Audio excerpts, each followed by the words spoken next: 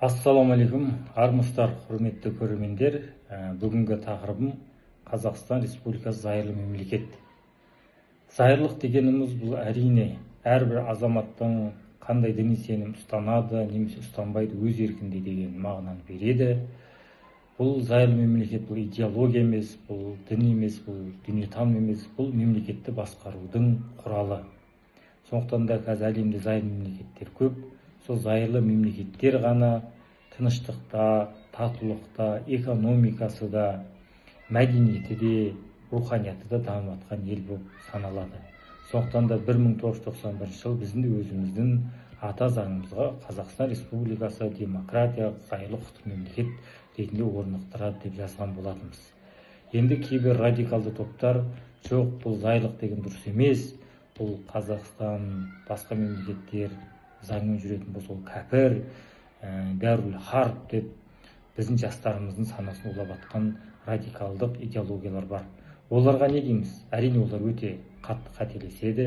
Себебі пайғамбарымыз Мұхаммед саллаллаху алейхи уассаламның өзі де Меккеден Мәдинаға барған кезде сол жерде яһудилер болды, жаңадан дінді қабылдаған мұсылмандар болды, және де басқа да дінге сенбейтіндер болды. Бірақ олардың ешқайсының діни сенімін кемсіткен жоқ. Өздеріне ортақ не құрды? Өздерінің конституциясын, заңдарын құрған болатын. Және де пайғамбарымызға Кафирун сүресі түсті. Сол кезде пайғамбарымыз ләкум динукум валия дин, яғни сенің дінің өзіңе, менің дінім өзіме деп айт деген. Сондықтан да әрбір дін өзінің сенімін ұстанып жүрсе болады. Сол сияқты Құран кәрімде ля ирхафи дин, дінде зорлық жоқ. Яғни біздің ислам дінінде ешкімді мәжбүрлеп дінге кіргізуге құқысы жоқ саналады.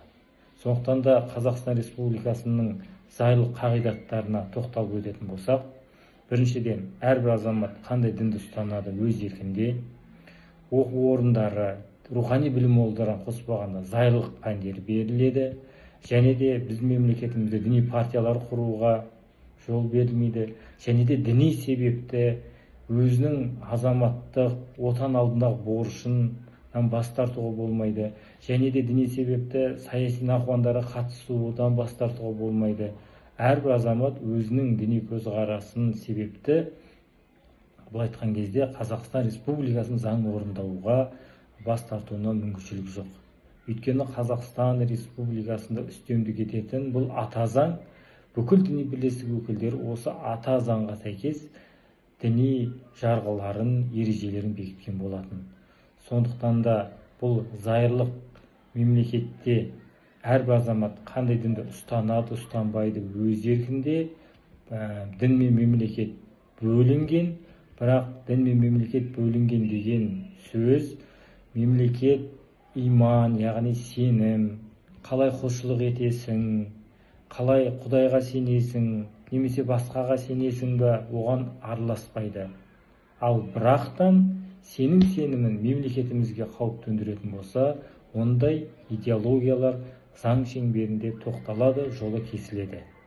Сондықтан да бұл зайырлы мемлекетімізде әрбір азамат діни сенім бостандығына кепілдік берілген.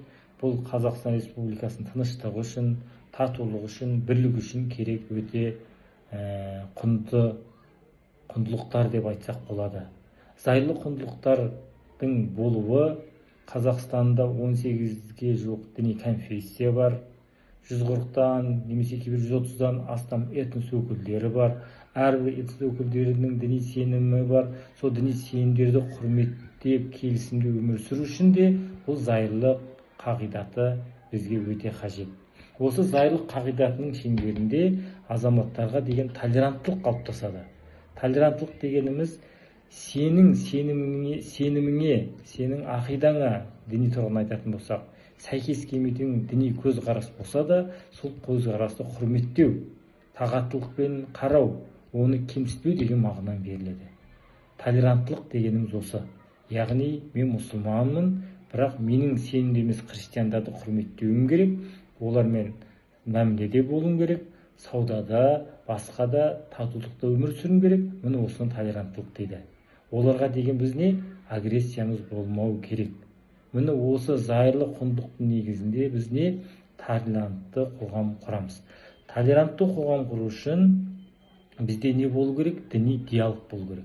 Диалог дегеніміз бір адамның екінші бір адаммен сөйлесуін, пікір алмасуын, көзқарастарының әртүрлі болуын осы диалог деп айтады.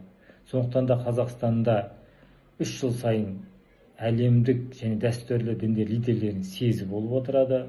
Ол жерде ислам, христиан, яхуди, индуизм, буддизм барлығы келіп бір столдың басында отырып әлемдік проблемалар талқылауы бұл не? Еліміздің татулығының, тыныштығының, діни тұрақтылығының кепілі болып саналады. Сондықтан да біз осы құндылықтарды сақтай отырып, болашағымыз жарқын болу үшін осы зайырлы құндылықтарын ұстануымыз керек.